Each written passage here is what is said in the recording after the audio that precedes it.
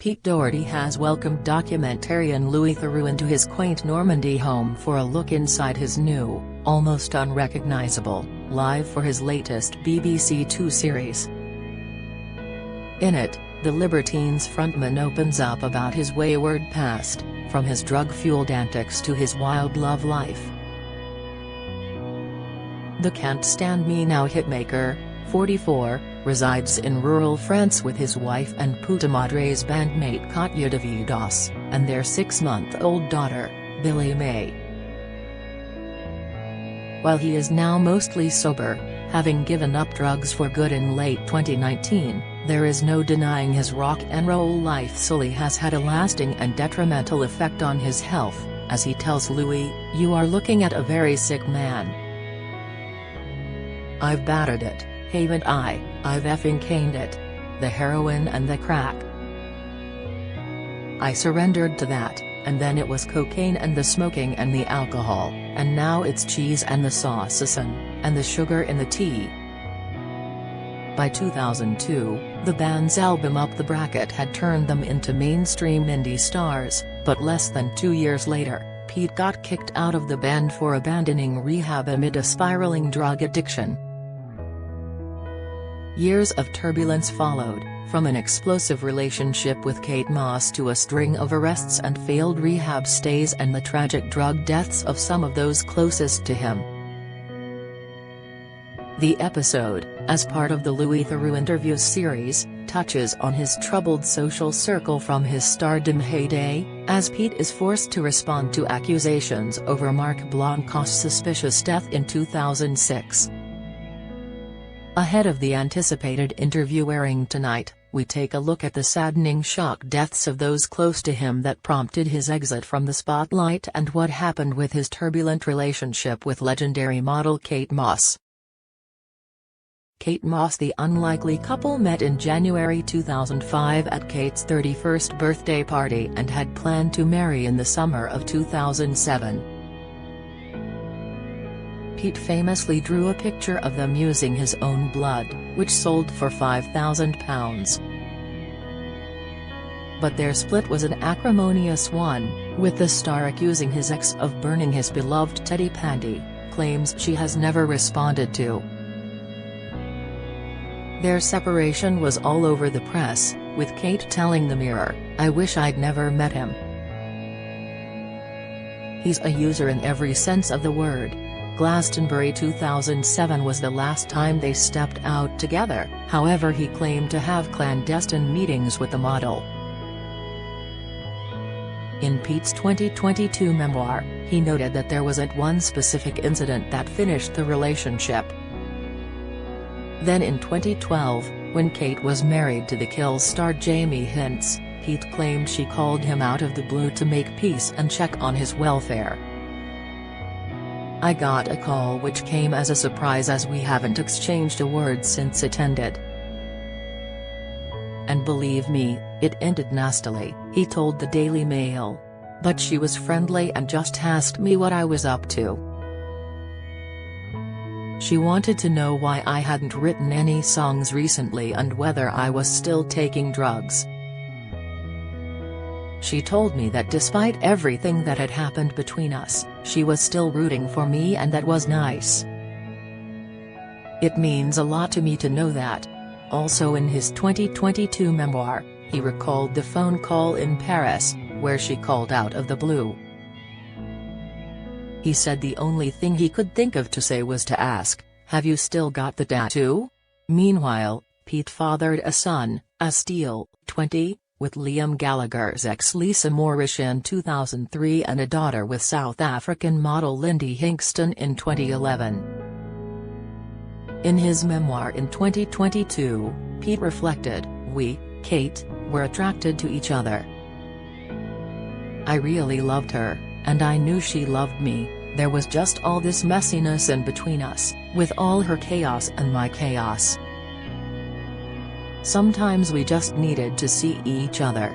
Basically, she'd click her fingers and I'd come running." Tragic deaths in 2015, Pete's friend and former Libertines bandmate Alan Vass, 33, died from a heart attack after being unlawfully given an injection of heroin, an inquest at Westminster Coroner's Court ruled. 5 years earlier, Goldsmith heiress Robin Whitehead, 27, died at a Hackney flat where she had been making a documentary with Pete and his friend, fellow musician, Pete Wolf, in January 2010. The inquest at Poplar Coroner's Court in September 2011 found she had died from heroin poisoning and recorded a verdict of misadventure.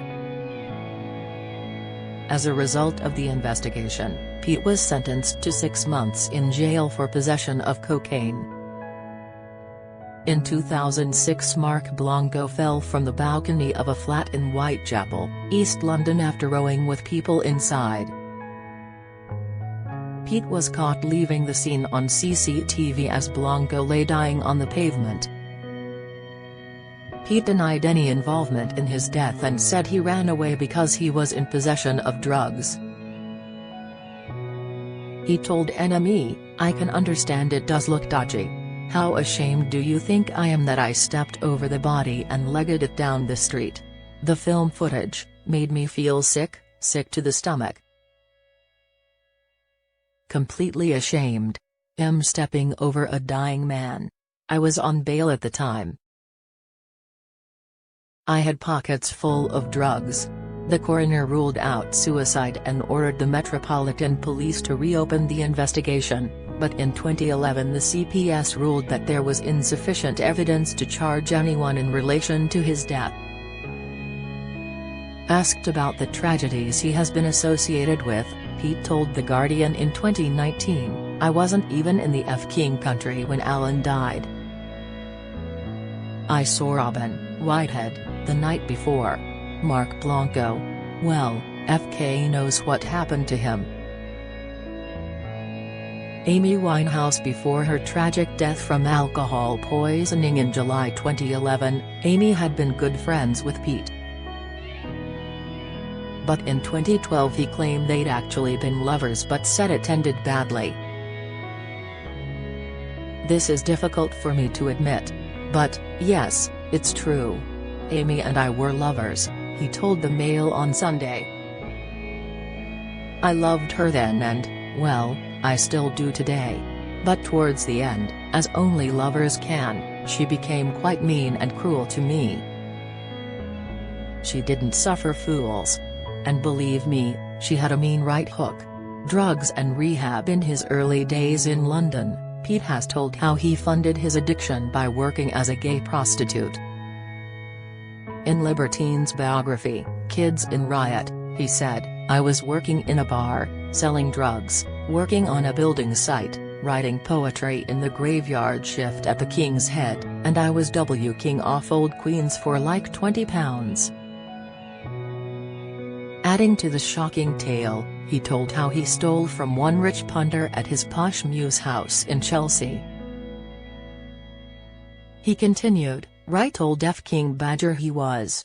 It was a bit daft actually. As he slept, I locked him in his room, tied a pair of trousers over his head and nicked all these American dollar bills out of his drawer." Has attempted rehab numerous times over the years, and EastEnders star June Brown, who played Dot Cotton and died last year, even once reportedly stepped in and offered him a lifeline. June ran a charity that helped pay for addicts to get treatment at a Thai monastery called Thamkrabak, which claims to have one of the highest success rates in the world. "Anyone can go," she said at the time. "We will pay your fare, all you need is to commit to treatment." I'm a huge Libertines fan. It'd be a marvelous place for Pete to kick his addiction. Pete signed up but sadly only lasted a few days before he fled for the bright lights on Bangkok. After a second stint in Thailand in 2014 he declared that had beaten his demons once and for all, but later relapsed within 10 minutes of getting home to Margate, Kent. During a major interview, given to The Guardian in 2019, He admitted he was still as addicted as ever but lamented what he could be and achieve if he wasn't controlled by his hunger for drugs. "My heart wants to know what the FK is going on. Why am I wasting my time and money and friendship and love and energy and creativity on some grotty dessert?" he said. "A part of me would like to be clean. Just so I can feel things. There are so many people in my life who deserve better. It really is a mental deficiency. I'd be a force to be reckoned with. I'd have money and self-respect and clean hands." In a 2023 documentary for BBC Two with Louis Theroux, Pete revealed he takes blockers that would prevent heroin from taking effect, and still get tingles thinking about taking drugs, but is able to talk about it rather than running off and scoring. The singer has now been mostly clean since late 2019, and credits musician Frederick Lowe for lifting him out of the darkness that may have otherwise consumed him again. Pete covered one of his songs, called Inutile or Dusage, which means useless and all used up, in early 2020 and really resonated with it. Last year, he told The Mirror, "I got really emotional when he played it to me, it really hit home. I was giving up hard drugs and feeling fed really. The best way to describe it for me is like being hit by a bus.